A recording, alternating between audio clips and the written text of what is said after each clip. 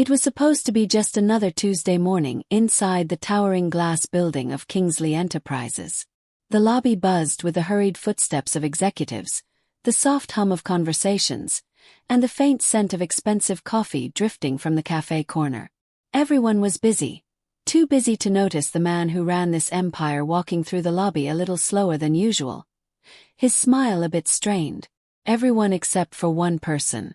Maria Bennett, the building's longtime cleaning lady, had been working here for years. Most people barely noticed her as she polished the marble floors or dusted the chrome railings. But Maria noticed everything. She had a quiet way of observing details that others overlooked. The limp in someone's step, the change in a voice, the tension in a handshake.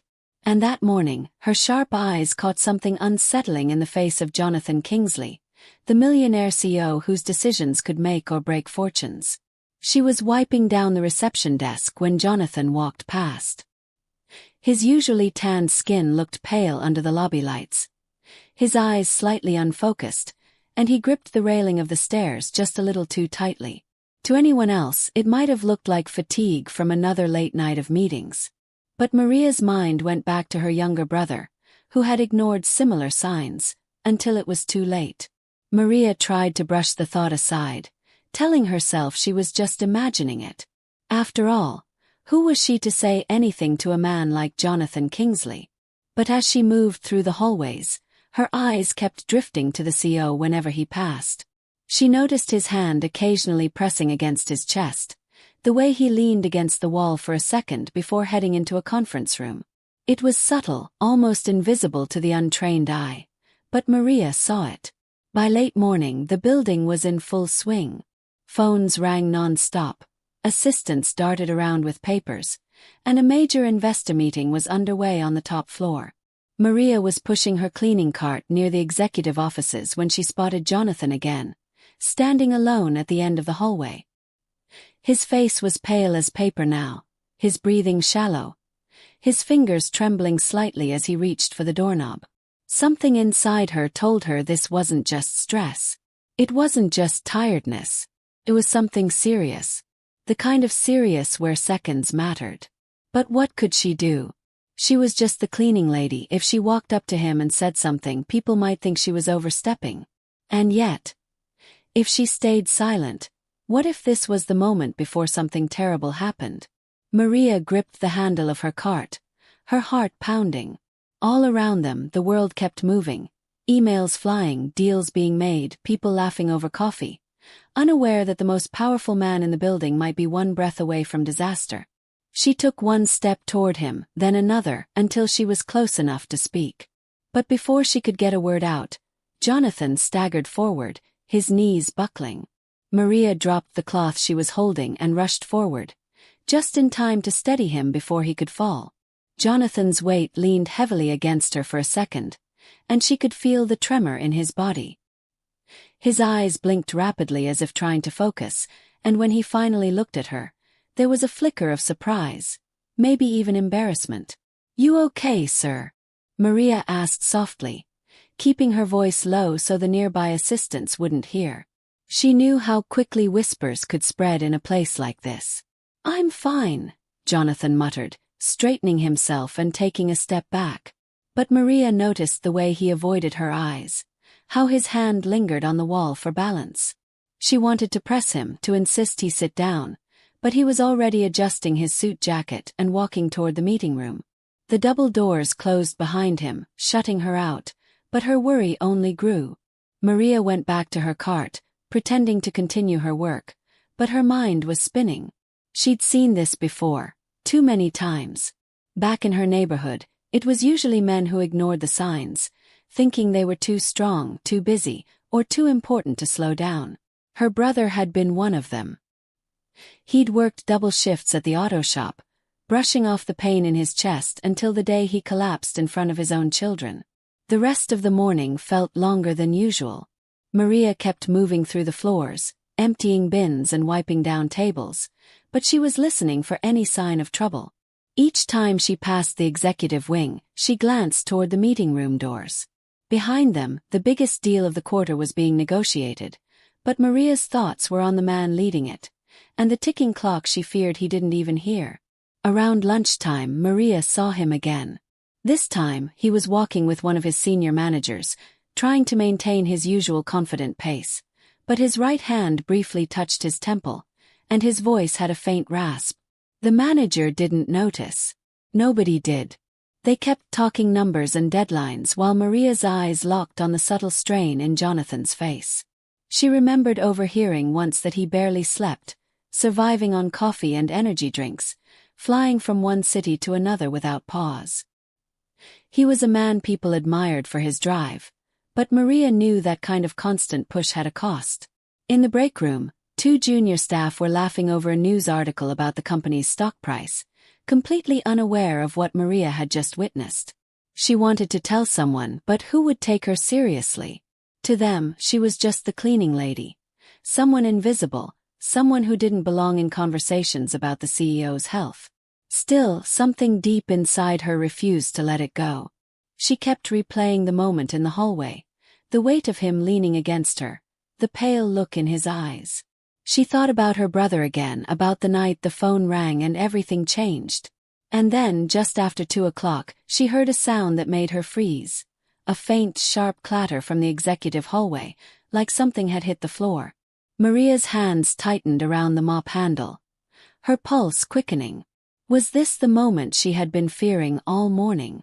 Maria's heart pounded as she stepped out of the break room, her eyes darting toward the quiet stretch of hallway where the sound had come from. The carpet muffled her footsteps, and for a moment everything felt too still, like the building itself was holding its breath. She turned the corner and saw a folder lying on the floor, its papers scattered. A few feet away, Jonathan was standing rigid, one hand pressed to the wall, his head bowed. "Sir." Maria's voice was barely above a whisper, but it made him look up.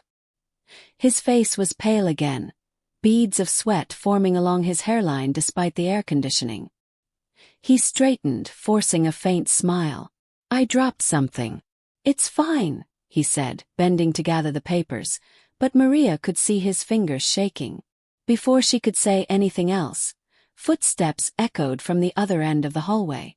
A tall man in a tailored suit, Daniel Reeve, Jonathan's right-hand executive, appeared. He glanced briefly at Maria, then fixed his attention on the CEO. "We need you in the conference room. Investors are waiting." His tone was brisk, but there was an edge of impatience beneath it. Jonathan stood upright, taking the folder from Maria without meeting her eyes. "Thank you," he said quickly, and then followed Daniel back toward the meeting room, leaving her standing there with her worry growing heavier. As Maria went back to her duties, she couldn't shake the feeling that something else was at play.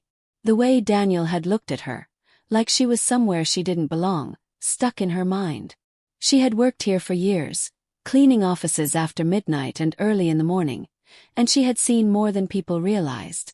She knew when tension in the air wasn't just about business. Later that afternoon, Maria overheard a snippet of conversation while dusting near the glass wall of the executive lounge. 2 managers were talking in hushed voices. "He's been pushing himself too hard," one said. 3 red-eye flights in a week, barely eating. The other lowered his voice even more. "If he collapses before the deal closes, we're all in trouble." That word, trouble, echoed in Maria's mind. It wasn't just concern for the man's health.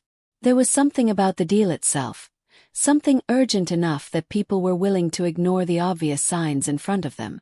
She didn't know the details, but she sensed the stakes were high, maybe higher than anyone outside those conference rooms could imagine. By early evening, the building had thinned out. The energy of the day had shifted, but the tension still hung in the air. Maria was on the top floor, wiping down the glass doors, when she noticed a faint light coming from Jonathan's private office. She thought he had left, but as she moved closer, she saw him sitting at his desk, head in his hands. From where she stood, she could see papers spread across the desk, a half-empty glass of water, and a small pill bottle pushed to the side. Her eyes lingered on it for a second, no label visible from her angle, but something told her it wasn't just vitamins. Jonathan didn't see her. His phone rang and he answered quickly, his voice low and tense. "No, I told you it has to happen tomorrow. I don't care what it takes." There was a pause. "I'm fine. Don't start with that again." Maria stepped back before he could notice her, her mind racing. This wasn't just exhaustion. There was a bigger storm brewing, and if no one stepped in soon, it might not only cost Jonathan his health, it might tear apart everything around him. And somewhere deep down, Maria knew she was the only one paying close enough attention to stop it. Maria barely slept that night. Every time she closed her eyes, she saw Jonathan leaning against the wall, pale and unsteady, pretending everything was fine. She kept thinking about that pill bottle on his desk, about the urgency in his voice on the phone, and about the way everyone around him seemed determined to keep pushing him forward no matter the cost. By morning, she had made up her mind. She wasn't going to just stand by and watch. The next day started with a strange heaviness in the air. The building was busier than usual, filled with people in sharp suits and tense expressions. The big deal Jonathan had been working on for months was coming to a head, and every department was on edge. Maria moved quietly through the chaos, her cleaning cart blending into the background, but her eyes were everywhere. She spotted Jonathan twice that morning, once stepping out of an elevator, his hand pressed discreetly to his ribs, and once in the executive lounge, where he stood with a group of investors, smiling through what looked like sheer effort. Each time she saw him, the signs were worse. His skin had a grayish tint, his movements slightly sluggish. She wanted to go to him right there, to tell him she could see what nobody else was seeing. But Daniel Reeve was always nearby, steering him from one conversation to the next, his expression unreadable. Maria couldn't tell if Daniel was protecting him or pushing him toward the edge. By early afternoon, the atmosphere had turned almost electric. People were whispering in corners, printers were running non-stop, and Jonathan was locked in back-to-back meetings on the top floor. Maria was dusting along the hallway when she noticed something. His office door, usually kept shut during high-stakes negotiations, was slightly ajar. She hesitated, then moved closer. From inside, she could hear muffled voices. Jonathan's tone was sharp, almost desperate. "I can't keep doing this. I'm telling you, my body's not holding up." Another voice, calm and firm, replied, "One more day, Jonathan. Just one. After that, you can rest." Maria's stomach tightened. She recognized the second voice. It was Daniel's. She stepped back quickly as footsteps approached from inside, slipping behind a corner before Daniel emerged and strode down the hall. He didn't see her. Moments later, Jonathan came out. He was alone now, but his steps were uneven, and his breathing was heavier than she'd ever heard it. He leaned on the wall for a second, his head tilted down, and that was when Maria noticed it. His hand trembling so badly he could barely keep his phone steady. Before she could decide what to do, the elevator at the end of the hall dinged, and a group of investors spilled out, calling his name. Jonathan straightened, forcing a smile, but Maria could see the strain written all over him. They began walking toward the large conference room, the air thick with anticipation. Maria's pulse quickened. Every instinct in her was screaming that something was about to happen, something that could change everything. She gripped the edge of her cart, torn between rushing forward and staying back. The double doors to the conference room swung open, and Jonathan stepped inside under the weight of 100 expectant eyes. Maria stayed frozen in the hallway, her gaze locked on him, her chest tight. Somewhere deep down she knew, if she didn't act soon, this day might not end the way anyone expected. Maria stood in the hallway, still staring at the closed conference room doors, when a faint vibration buzzed from her pocket. She pulled out her old phone and saw an unfamiliar number flashing on the screen. For a moment, she considered ignoring it, until a strange thought crossed her mind. "Hello," she answered quietly. There was a brief pause, and then a low voice said, "You work in Kingsley Enterprises, don't you? You're Maria, the cleaner." Her chest tightened. "Who is this?" "You need to get Jonathan Kingsley out of that building right now," the voice continued urgently. If he stays in there much longer, it won't just be his health at risk. It'll be everything he's worked for. And yours too. Before Maria could ask anything, the line went dead. She stared at her phone, her mind racing. Didn't make sense. How did they know her name? Why were they warning her? And what did they mean by everything he's worked for? Through the glass wall, she could just make out the movement inside the conference room. Jonathan was seated at the head of the table, papers spread out in front of him. His posture tense. Daniel stood at his side, leaning in to speak to him. The rest of the room was filled with sharp-eyed investors, each watching the CEO like hawks. Maria's instincts told her this wasn't just a business meeting. It was a battleground. And if the mystery caller was right, Jonathan might be walking straight into a trap, too distracted by his failing health to see it. She took a step toward the doors, but just then, a commotion started down the hallway. 2 security guards rushed past her, heading for the elevators. She caught snippets of their conversation, something about unwanted access and checking the server room. Her mind immediately flashed back to the warning call. Could someone have broken in? Or was this connected to whatever was happening inside that conference room? Her cleaning cart sat forgotten as she followed at a distance. The guards stopped outside the locked server room, swiping their keycards. The door swung open and Maria saw it. A small laptop connected to the main server, its screen flickering with lines of code. One of the guards cursed under his breath, muttering about a possible data breach. A cold realization washed over her. If the company's data was being stolen during the biggest deal of the year, Jonathan was about to be blindsided. And in his current state, he wouldn't be able to fight back. Maria turned, glancing down the hall toward the conference room. 2 crises were unfolding at the same time, one threatening Jonathan's health, the other threatening his empire. And somehow, she was standing in the middle of both. Her pulse quickened. If she acted now, she might be able to warn him. But doing so could mean walking into a room full of powerful people who wouldn't welcome her interruption. Still, one thing was certain. If she stayed silent any longer, it wouldn't just be Jonathan Kingsley's life on the line. Maria didn't think twice. She left the server room and walked straight toward the conference doors, her steps quick but steady.